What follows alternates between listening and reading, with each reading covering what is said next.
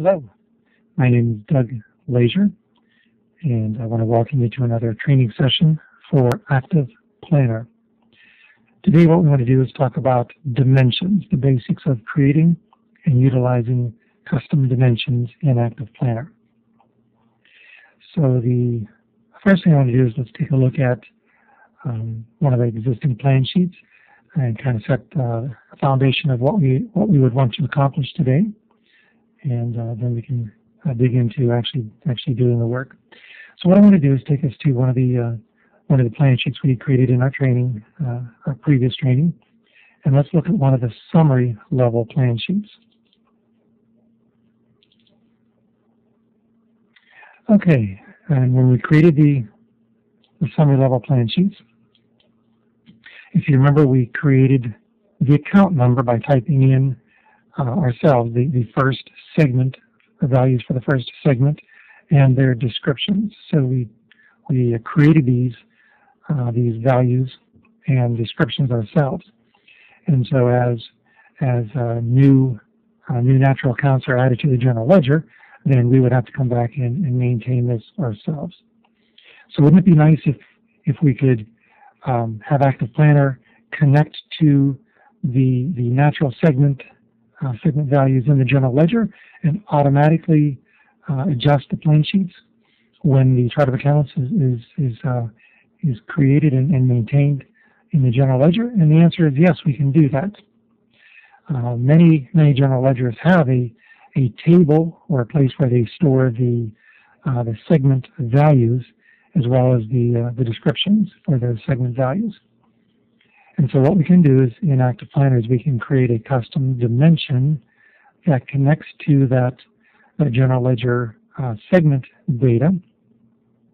And we can have Active Planner then put those segment values on our plan sheet as well as the descriptions for those segment values, essentially replacing our accounts, our column of accounts, with this new dimension that we create.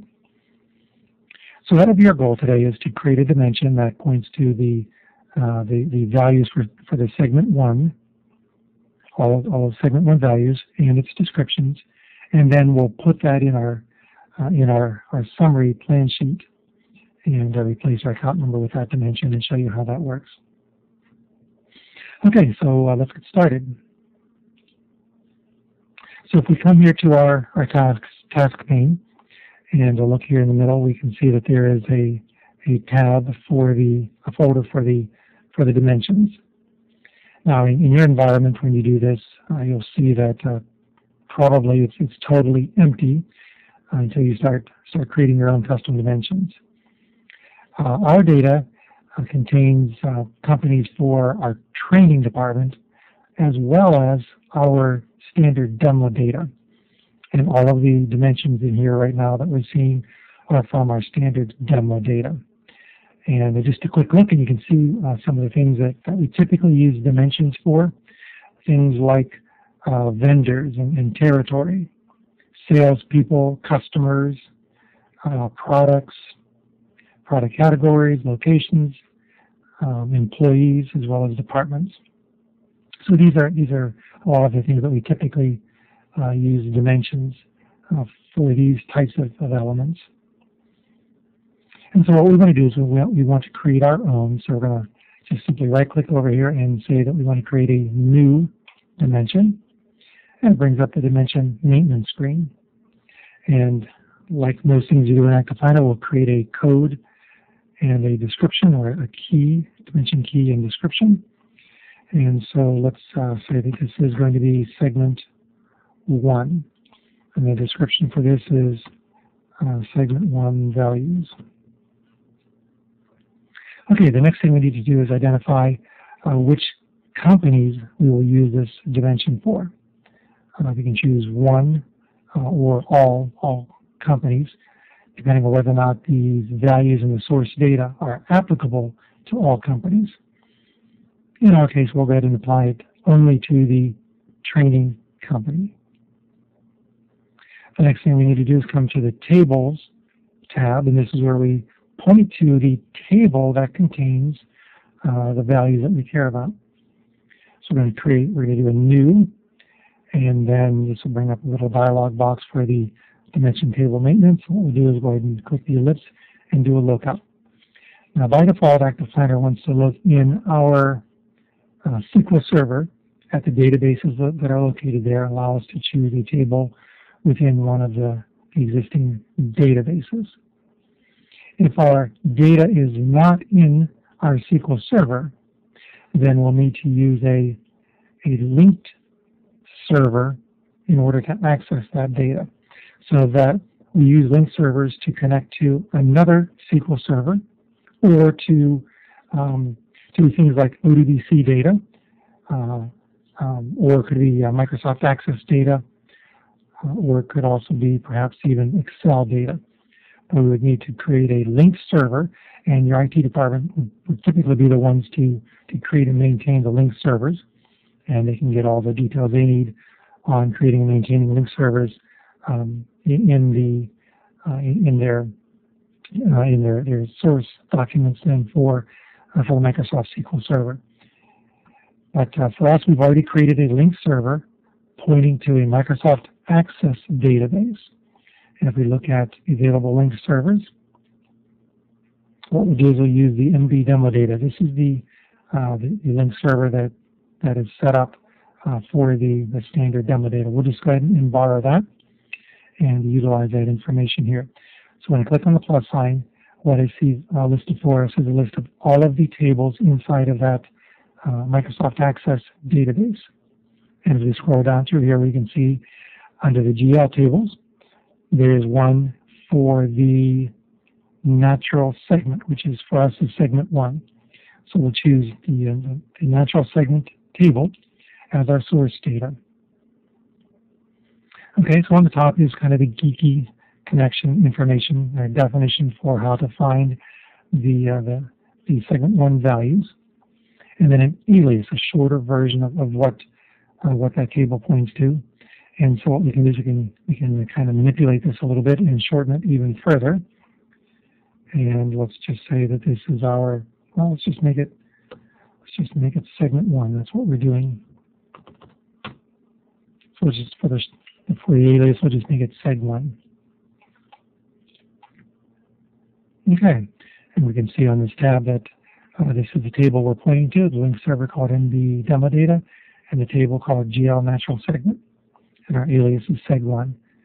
So the next thing we need to do is just simply point to the code or the key and the description. Now this is the minimum amount of information we need to create for a dimension, a key and a description. And so this will be our segment 1 key and our segment 1 description. I'm just making up these names here for the key and the description. The next thing is simply to point to within that table there are various columns, and we're going to point to the column that contains the code for segment 1. And then the other thing we'll do is point to the column that contains the description. And there are 2 descriptions here, one called description, one called short description. Not sure which one we want to use. I'll guess that it's probably description.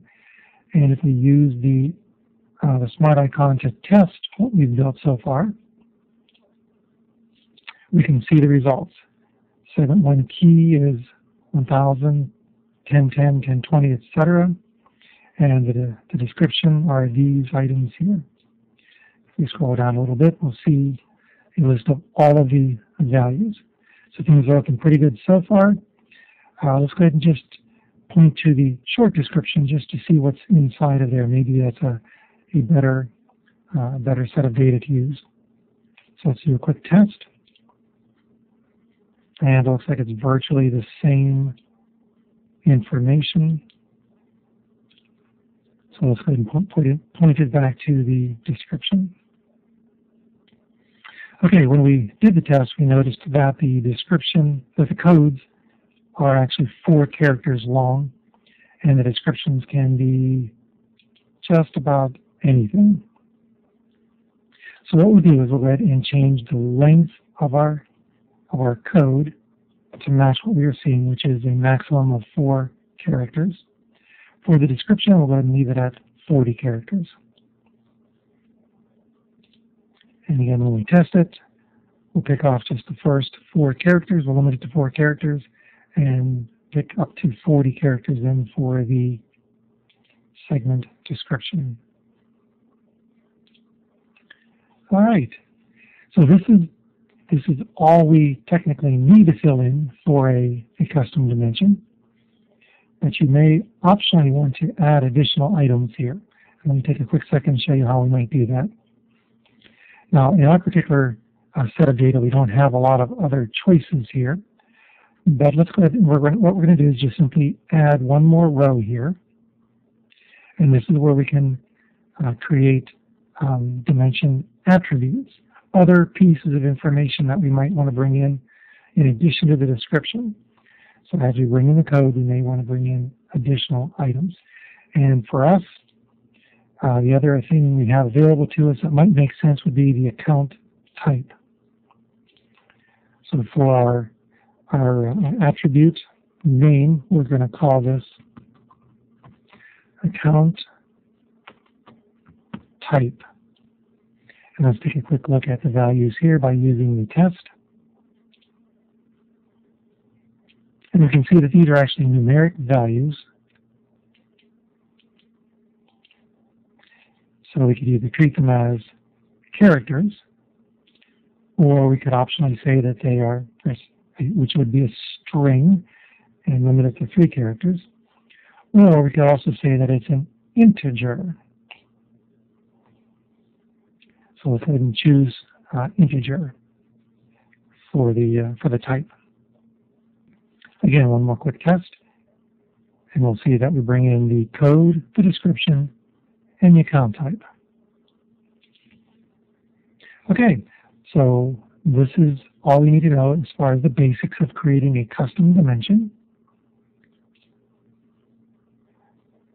Our code, our description, which company it applies to, pointing to the table that contains the source data, defining the attributes. Only 2, the key and description, are necessary, but we may want to use or apply additional attributes for the dimension.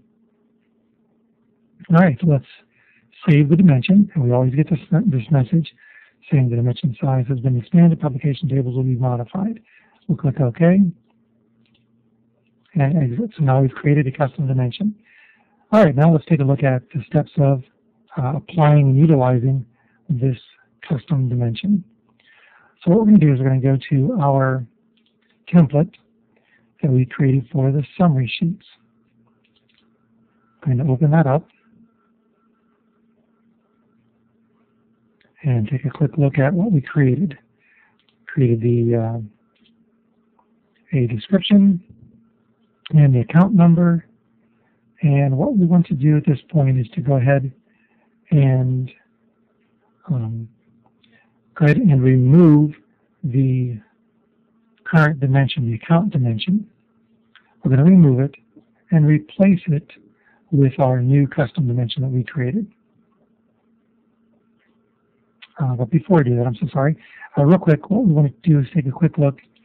When we created our template and defining everything, one of the things we defined was the ID generation. We wanted to automatically generate our row and parent row IDs based on the account number, account dimension, segment 1, which makes sense because that's all we're filling in is just our segment 1 values here.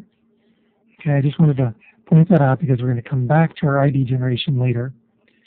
But I just wanted to make sure we had a foundation of how we created it. Okay, so what we want to do is go to the sheet, the dimension option, and then look at the row dimensions. Okay, so we had created this using the default accounts dimension. And what we want to do is just simply select that and remove it or delete it.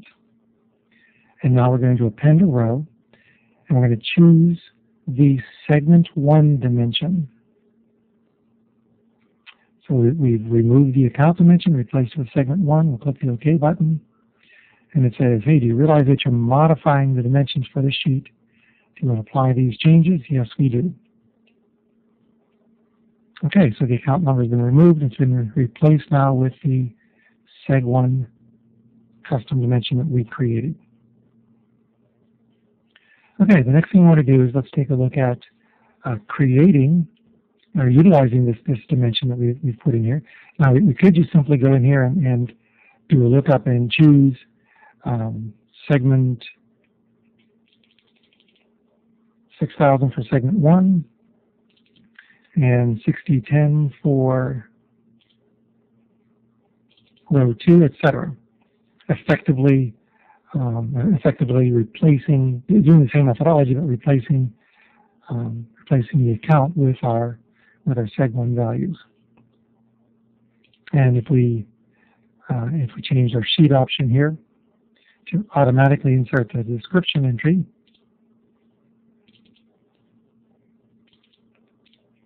then we'll see that it is pulling the description directly from the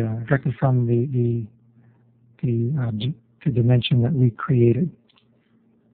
Okay, but typically what we do when we are using dimensions like this is we typically want ActivePlanner to automatically insert the range of dimension values and descriptions for us.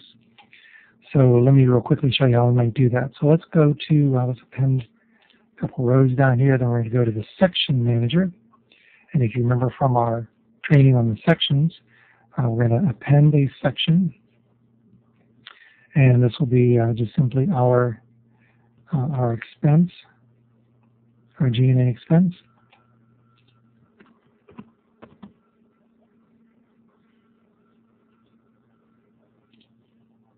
And we'll define a range. And so our range will be 6,000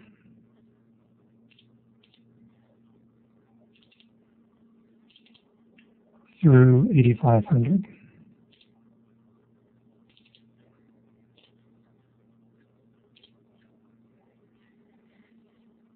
Okay, and let's just go ahead and borrow some of the titles for our descriptions in from what we created before. And in fact, we can actually borrow the definition of what we did on the rows. And then we'll go ahead and create a quick total.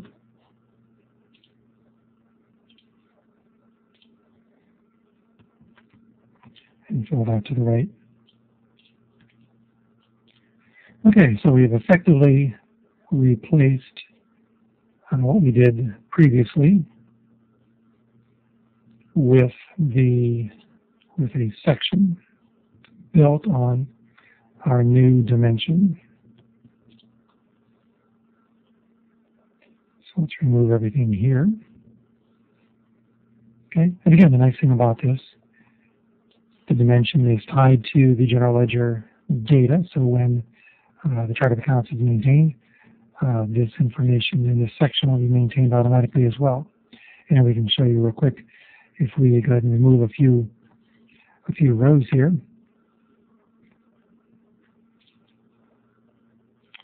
I'm going to go ahead and just clear the values here.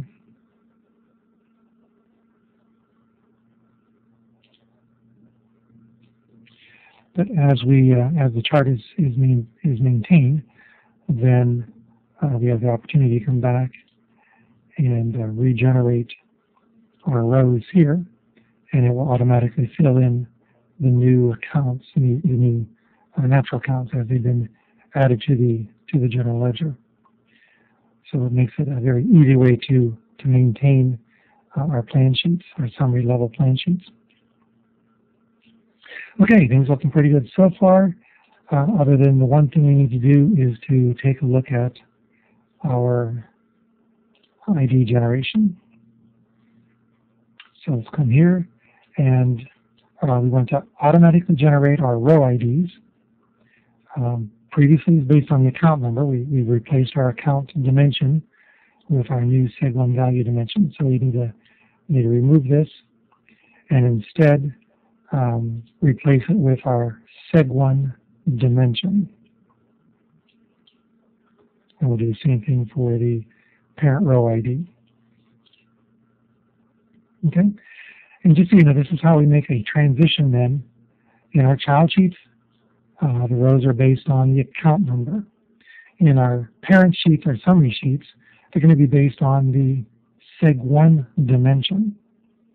But it's the row ID and parent row ID that allows us to make the transition then between non-general ledger account number type of dimensions to our account number, or in our case, from the account number to our seg1 dimension, which is not the standard built-in account number. So it's the ID generation that allows us to make that transition. That's a very, very powerful feature in Active Planner. Okay, so we'll apply the auto ID generation to our new duplicates, and we can save our plan sheet. And now let's go ahead and roll this out to all of our, since this is our template, we'll go ahead and take a look at our drive sheets. And we've defined it for the facilities, IT, and overhead summaries. So nothing needs to change here. Again, we don't need any values here because our section fully defines it. And what we'll do is just simply generate the new sheets based on our new dimension. Okay. They were generated in the same position in the tree, so we should be able to just simply come here, open it up, do a quick consolidation, and confirm that everything is working.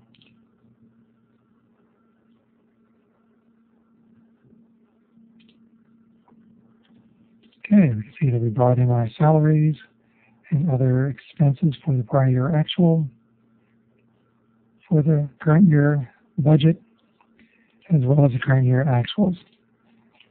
So everything is working, and we can see that we've replaced our account dimension with our new custom dimension. Okay, that's everything I wanted to, oh, I'm sorry, wait. So sorry, let's go back now that we have this working and take a look at one last thing. Remember when we created our dimension, we also created a dimension attribute. So let me just take a quick second and show you how we would apply that. So let's go to our template. And what we need to do is to take a look at creating a new value, a new column, where we will bring in the dimension attributes. And so we do that using the custom columns. So we're going to insert or append a new custom column, and this will be our count type. And we could use anything we want for the column key and description. Okay, and let's make sure we're putting the description in the column title. But the way we connect this custom column to our dimension attribute is by using this area right here where it says dimension attribute. We do a lookup here. We'll see that for our seg1 dimension, these are the three attributes that are available. The key and description, of course, they're already listed here. But in addition, there's the account type. So we'll select the account type. And it knows automatically that it is a numeric value, because we said when we created it, we said it was an integer. So we'll click OK. And so it is the custom column is our account type. This is our description. And the dimension attribute is the account type attribute, which is of type numeric. Okay. And now what you see when we regenerate the section, it brings in the dimensional values as well as the numeric value for the account type.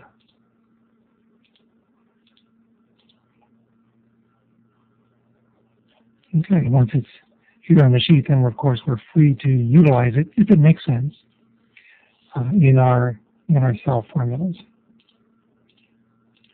or just use it as a piece of reference information for our line managers, whichever is most appropriate. But this is how we would apply a dimension attribute to our plan sheets. Okay, these are the things I wanted to cover today for the basics of creating and utilizing dimensions. Thank you. I look forward to working with you in the next session.